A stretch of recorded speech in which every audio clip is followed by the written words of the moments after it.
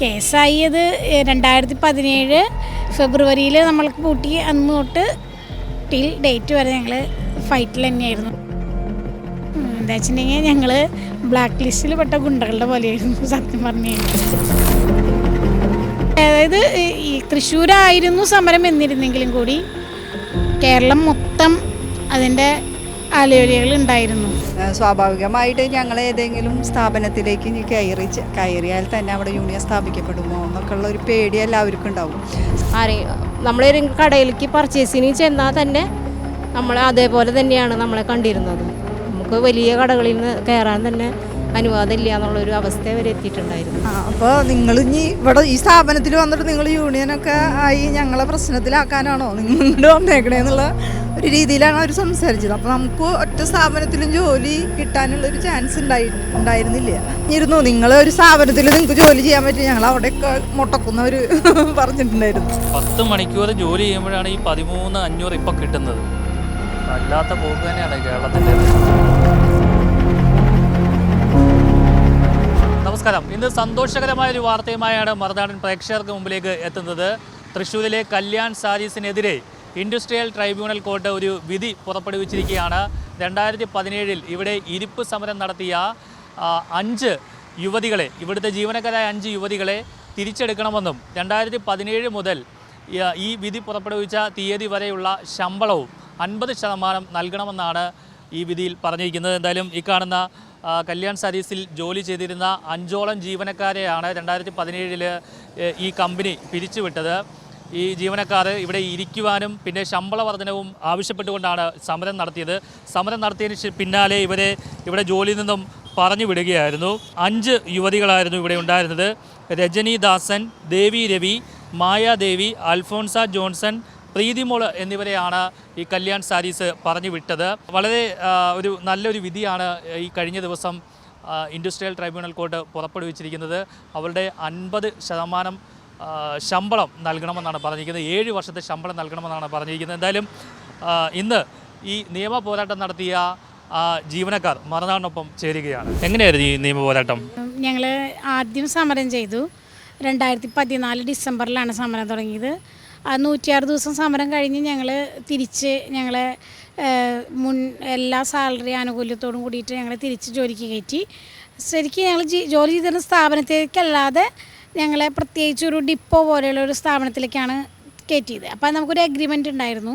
അഗ്രിമെൻറ്റിൽ ഒരു 5-6 ക്ലോസുകൾ വെച്ചിട്ടുണ്ടായിരുന്നു. അതിലൊരു പ്രധാനപ്പെട്ട ക്ലോസ് ആയിരുന്നു, ഏതെങ്കിലും കാരണവശാൽ ഡിപ്പോ പൂട്ടി പോവുകയാണെങ്കിൽ തൃശ്ശൂരിൽ തന്നെയുള്ള അവരുടെ കല്യാൺ സാരീസിൻ്റെ വേറൊരു വിഭാഗത്തിലേക്ക് ഞങ്ങളെ മാറ്റുമെന്നുള്ളത്. ഞങ്ങളെ സമരം ചെയ്തതിൻ്റെ പ്രധാന കാരണം എന്ന് പറയുന്നത് ഞങ്ങളെ ട്രാൻസ്ഫർ ചെയ്യുകയാണ് ചെയ്തത്. അതായത് തിരുവനന്തപുരം, കണ്ണൂർ, കോഴിക്കോട് അങ്ങനെയുള്ള സ്ഥലങ്ങളിലേക്ക് ട്രാൻസ്ഫർ ചെയ്തതിനെതിരെയാണ് ഞങ്ങൾ സമരത്തിന് പോയത്. പിന്നെ ഞങ്ങൾക്ക് സാലറിയും അങ്ങനെ പല കാര്യങ്ങളും, ഇരിക്കാനുള്ള സൗകര്യങ്ങളില്ലായ്മയും അതൊക്കെ ഉണ്ടെങ്കിലും കൂടി ഞങ്ങൾക്ക് പ്രധാനമായിട്ടും ശമ്പളമായിരുന്നു ഞങ്ങളുടെ പ്രധാന ഒരു പ്രശ്നം എന്ന് പറയുന്നത്. ഞങ്ങളൊക്കെ അന്ന് 4,500, 5,000 ആ സാലറിക്കാണ് 2014 ഞങ്ങൾ ജോലി ചെയ്തിരുന്നത്.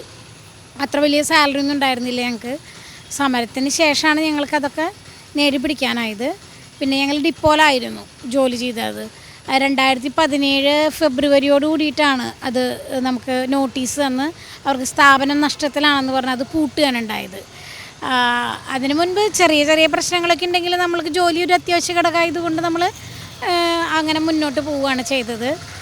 ഇപ്പോൾ നമ്മൾക്ക് ആ പൂട്ടി എന്ന് പറഞ്ഞിട്ട് നമ്മൾ വീണ്ടും സമരം ചെയ്തു. സമരത്തിൻ്റെ ഭാഗവുമായി നമ്മൾ AITC ആണ് നമ്മളെ സഹായിച്ചതും നമ്മുടെ കൂടെ നിന്നതും എല്ലാം AITC ആണ്. അങ്ങനെ നിന്ന് സമരം ചെയ്ത് അത് കേസായി. അത് 2017 ഫെബ്രുവരിയിൽ നമ്മൾക്ക് പൂട്ടി. അന്ന് തൊട്ട് ടിൽ ഡേറ്റ് വരെ ഞങ്ങൾ ഫൈറ്റിൽ തന്നെയായിരുന്നു. ഞങ്ങൾ 5 പേരായിരുന്നു. 6 പേരുണ്ടായിരുന്നു. അതിലൊരാളുടെ ബുദ്ധിമുട്ട് കൊണ്ട് അവൾക്ക് വാങ്ങിപ്പോകേണ്ട ഒരവസ്ഥ വന്നിരുന്നു. അതുകൊണ്ട് അവളങ്ങനെ അത് പൈസ വാങ്ങിച്ച് പിരിഞ്ഞു പോവുകയാണ് ചെയ്തത്. 7 വർഷത്തെ ഒരു നിയമ പോരാട്ടമാണ്.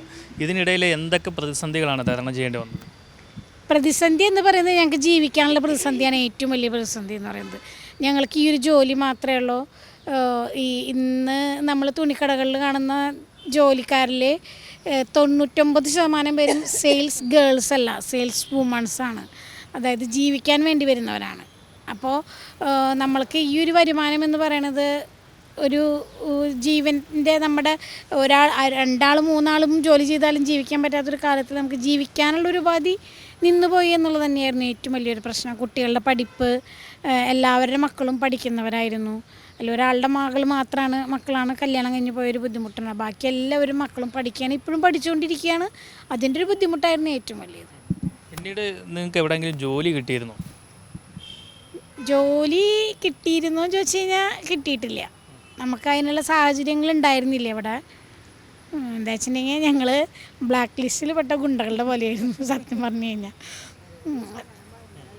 അതായത് ഈ തൃശ്ശൂരായിരുന്നു സമരം എന്നിരുന്നെങ്കിലും കൂടി കേരളം മൊത്തം അതിൻ്റെ അലയൊലികൾ ഉണ്ടായിരുന്നു.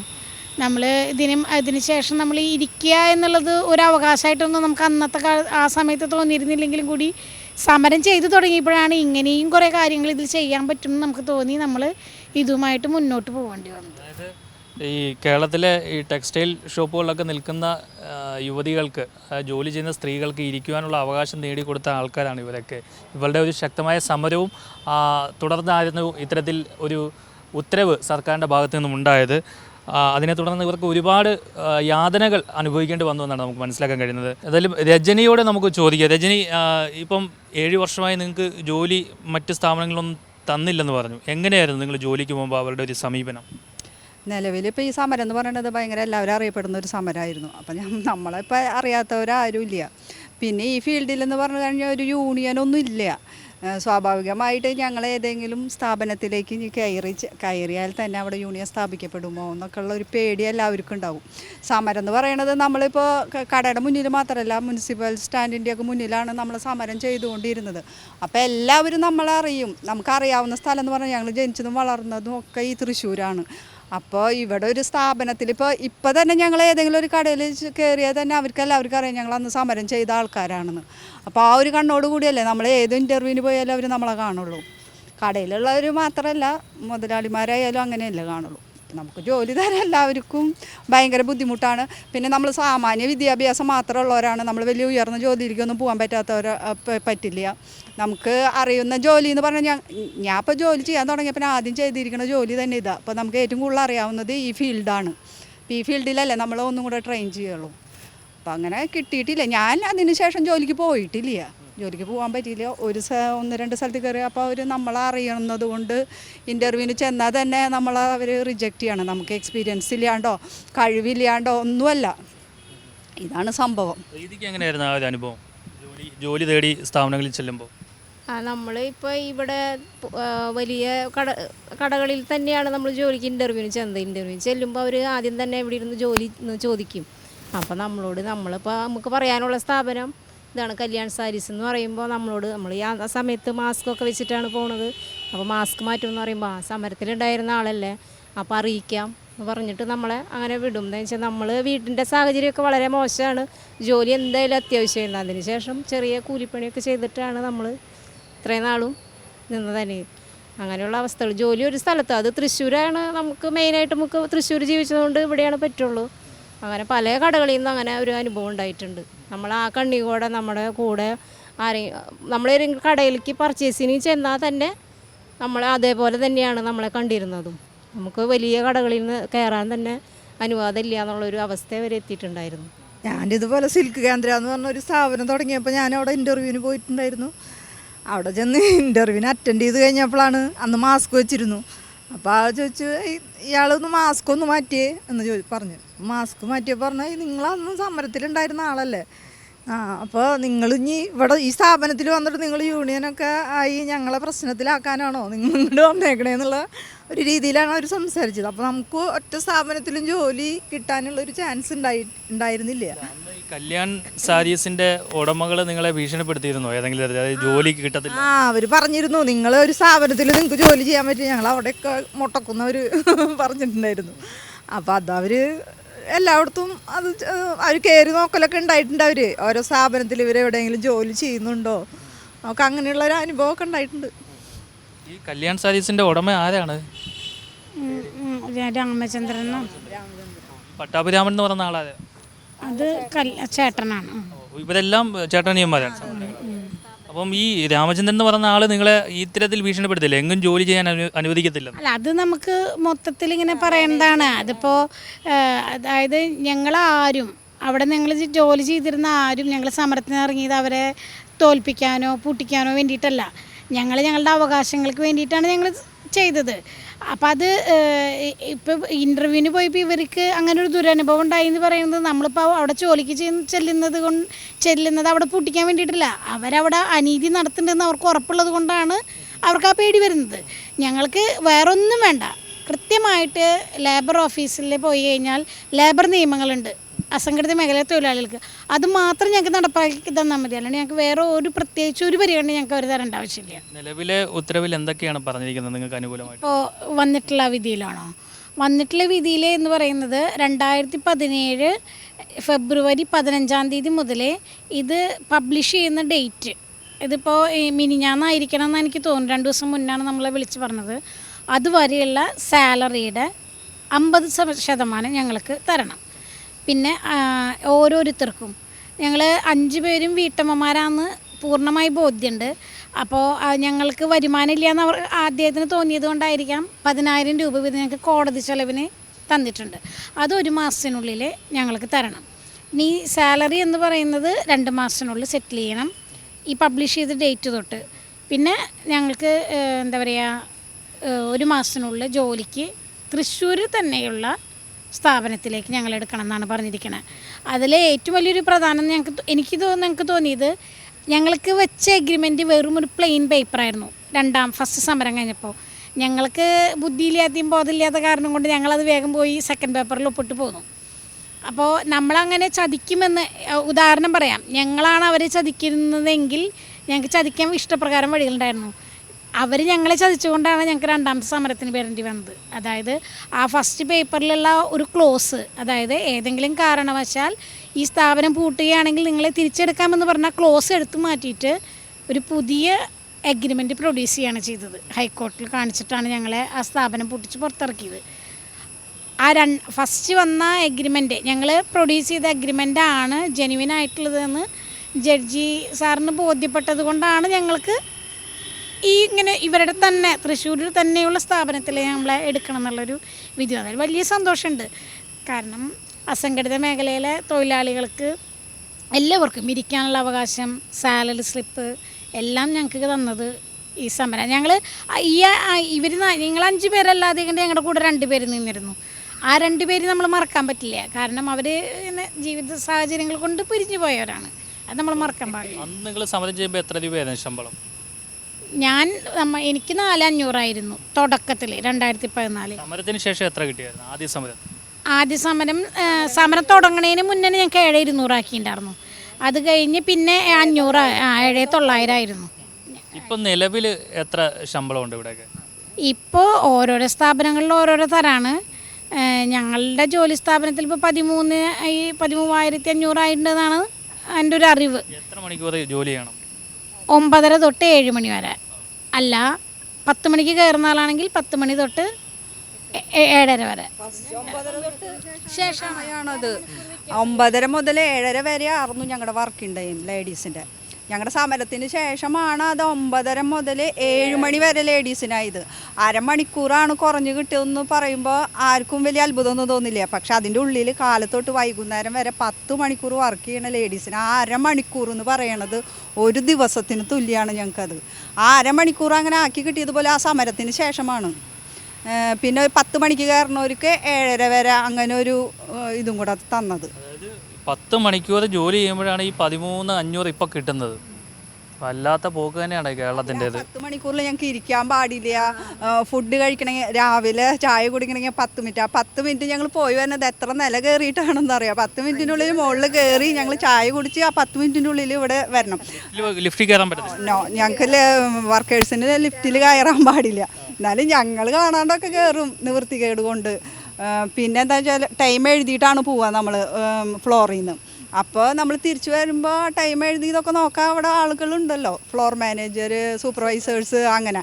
പക്ഷേ ഈ പറയണ ഫ്ലോർ മാനേജേഴ്സ്, സൂപ്പർവൈസേഴ്സൊക്കെ പോയിട്ടുണ്ടെങ്കിൽ അവർക്ക് തോന്നിയ സമയത്താണ് കയറി വന്നിട്ടാണ് നമ്മളെ ഭരിക്കാൻ നോക്കുന്നത്. അപ്പോൾ അത് ഓട്ടോമാറ്റിക്കലായിട്ട് നമുക്ക് ദേഷ്യമൊക്കെ വരും. പക്ഷേ എന്ത് ചെയ്യുക, കടിച്ചമർത്തുക. ഇപ്പോഴും നിങ്ങൾ ഈ സമരത്തിന് ശേഷം എല്ലാവരും ഇരിക്കാൻ തുടങ്ങിയോ? ഇരിക്കാൻ തുടങ്ങിയ ധൈര്യമുള്ളവർ ഇരിക്കുന്നുണ്ടാവും. അത് ഇപ്പോൾ നമ്മൾ ഉള്ളിലേക്ക് കയറി നമുക്ക് കാണാനുള്ള ഒരു ഒന്നുമില്ല. എന്നാൽ പല സ്ഥലങ്ങളിലും ഉണ്ട്. അതായത് എല്ലാ ഇതിലും ചെയറുണ്ട്.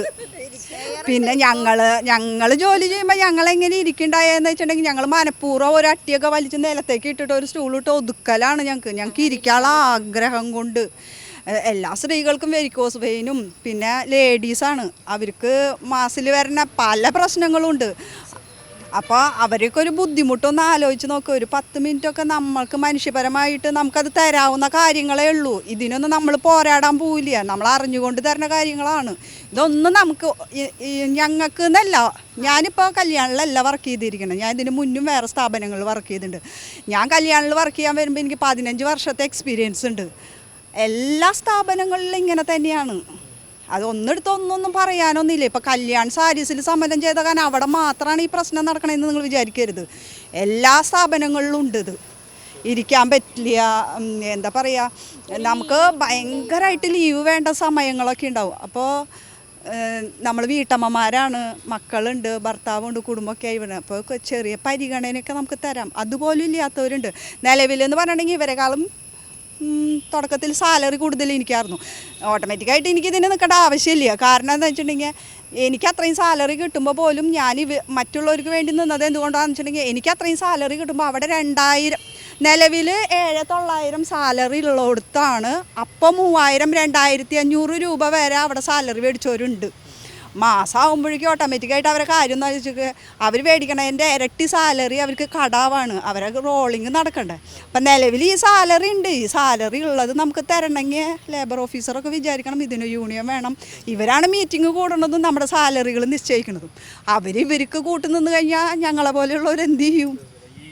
നമ്മൾ ഈ തുണിക്കടകളിലൊക്കെ ചെല്ലുമ്പം വളരെ സുന്ദരികളായിട്ടാണ് ഇവരെല്ലാവരും നിൽക്കുന്നത്. നല്ല രീതിയിൽ ഡ്രസ്സൊക്കെ ചെയ്ത് നമ്മൾ വിചാരിക്കും, ഞാൻ പോലും കരുതി 20,000 രൂപ മിനിമം സാലറി ഉണ്ടാവുമെന്നാണ്. പക്ഷേ ഇപ്പോഴാണ് അറിയുന്നത് 13,500 ഇപ്പോഴും പല സ്ഥാപനങ്ങളും നൽകുന്നതെന്നാണ്. നമ്മൾക്ക് ഒരൊറ്റ കാര്യം പറയാനുള്ളൂ, ഇത് സമരം നമുക്ക് വിജയം തന്നെയാണ്. ഞങ്ങൾക്ക് ഈ വിധി ഇനി നടപ്പിലാക്കി കിട്ടുക എന്നുള്ളതാണ് ഏറ്റവും വലിയൊരു പ്രധാന കാര്യം. ഞങ്ങളോട് വനിതാ കമ്മീഷനിൽ ഞങ്ങളൊരു പരാതിയുമായി പോയ സമയത്ത് ഞങ്ങളോട് ഇതിൻ്റെ ഓണർ നേരിട്ട് ഹാജരാകാൻ വന്നിട്ടുണ്ടായിരുന്നു. അന്ന് പറഞ്ഞൊരൊറ്റ കാര്യം, ഞങ്ങളുടെ കേസ് കോടതിയിലാണ്, കോടതി എന്ത് വിധി പറയുന്നോ അത് ഞാൻ നടപ്പിലാക്കും എന്നാണ് ആൾ ഞങ്ങളോട് പറഞ്ഞത്. അത് നടപ്പിലാക്കി കിട്ടിയാൽ മതി, ഞങ്ങൾക്ക് വേറൊന്നും വേണ്ട. അതുപോലെ തൊഴിൽ നിയമങ്ങൾ, ഞങ്ങൾക്ക് അസംഘടിത മേഖലയിലെ തൊഴിൽ നിയമങ്ങൾ എന്താണോ അത് ഞങ്ങൾക്ക് നടപ്പിലാക്കി കിട്ടും. ഞങ്ങൾക്ക് വേറെ ഒരു ഡിമാൻഡ്സോ അല്ലെങ്കിൽ ഞാനവിടെ പോയി അവരെ പൂട്ടിക്കാനോ ഒന്നിനുമല്ല. നമ്മൾക്ക് തൊഴിലാളികൾക്ക് കിട്ടുന്ന അർഹതമായ കാര്യങ്ങളാണ് നമുക്ക് നടത്തി കിട്ടേണ്ടത്. പിന്നെ ഈ സമരം നടക്കുന്ന സമയത്ത് നമുക്ക് പത്രമാധ്യമങ്ങളിലൊന്നും, നമ്മൾക്ക് ദൃശ്യമാധ്യമങ്ങളിലൊന്നും വന്നിരുന്നില്ല. നമുക്ക് ഈ ഓൺലൈനായിട്ട് വന്നിരുന്ന ചെറിയ ആൾക്കാരാണ്. അതായത് ചെറുത് കൂടിയിട്ടാണ് വലിയതുണ്ടാവുക. അതിൽ വലിയൊരു പങ്ക് വഹിച്ചതാണ് മറുനാടൻ.